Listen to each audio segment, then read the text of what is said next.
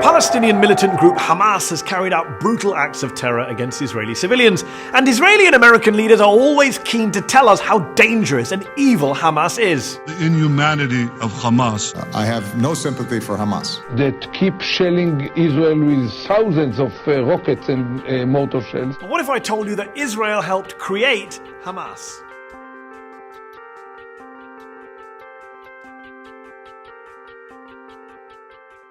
Officially, Hamas, which is the acronym for an Arabic phrase meaning Islamic Resistance Movement, was founded in 1987, at the start of the first Palestinian Intifada, or uprising, against the Israeli occupation. But its roots were planted much earlier. The Hamas founder Sheikh Ahmed Yassin was a half-blind, disabled Palestinian cleric and member of the Muslim Brotherhood. The Brotherhood had been repressed by the Egyptians in Gaza prior to 1967, but once the Israelis invaded and occupied the Strip, they didn't just turn a blind eye to these Islamists, they encouraged them. See, the Israelis, especially right-wing Israelis, wanted to undermine the power of the dominant Palestinian political force at that time, the nationalist PLO, at the heart of which was the secular Fatah party of Yasser Arafat, their bête noire. بغصن الزيتون في يدي وببندقية الثائر في يدي.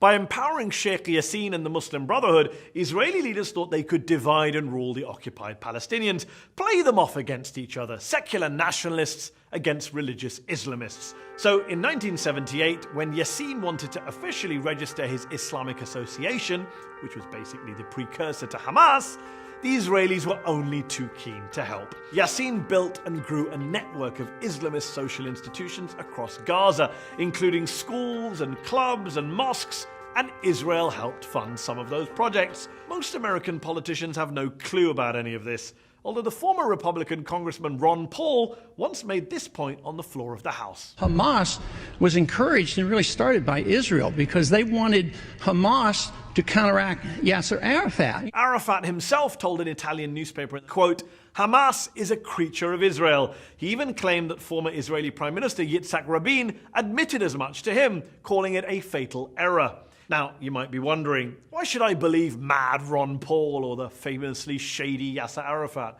Well, you don't have to. You can believe top Israeli and US officials who've basically owned up to all this. Brigadier Yitzhak Segev, for example, who was the Israeli military governor in Gaza, and later told a New York Times reporter that he helped finance the Islamic movement. "The Israeli government gave me a budget," he said, "and the military government gives to the mosques." Colonel David Hakam, who worked in Gaza in the late 1980s as an Arab affairs expert in the Israeli military, has admitted that the original sin was Israeli support for Yassin in the late 70s. But at the time, he has argued, nobody thought about the possible results. Well, Avner Cohen did. Cohen was the Israeli official who was responsible for religious affairs in Gaza for more than 2 decades, and who now says, quote, "Hamas, to my great regret, is Israel's creation." Yeah, Cohen's words.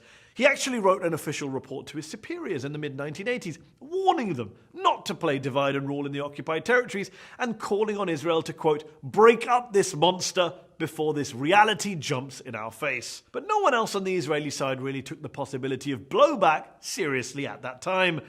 They never do they? Hamas has since killed far more Israeli civilians than any secular Palestinian militant group, and its leaders have been pretty viciously anti-Israeli and even anti-Semitic in their rhetoric. لن نعترف بإسرائيل. لا مكان لكم بيننا ولا مستقبل لكم بين الأمم إنكم إلى زوال. Sheikh Yassin would eventually be assassinated by an Israeli airstrike in Gaza. Sheikh Yassin and its organization, the Hamas, are responsible to the killings of more than 400 Israelis. So the question shouldn't be why now. I think it should be why not before. Why not before? Well, because before, Israel was actually nudging and winking at Yassin and co., building them up as a rival to Arafat's Fatah. The die was cast for blowback. Blowback, incidentally, that they decided to double down on when they assassinated Yassin. You can hear the crowds chanting for Hamas, and any idea that this operation would actually suppress or diminish that organization seems to be ill-judged. The inconvenient truth is that Hamas is in part a creature of Israel's own making, an enemy that Israel spent more than 20 years helping to build up, and then spent the next 20 years, the past 20 years that is, trying to bomb, besiege, and blockade out of existence.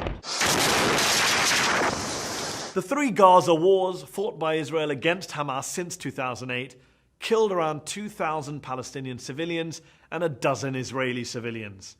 That's the real human cost of blowback.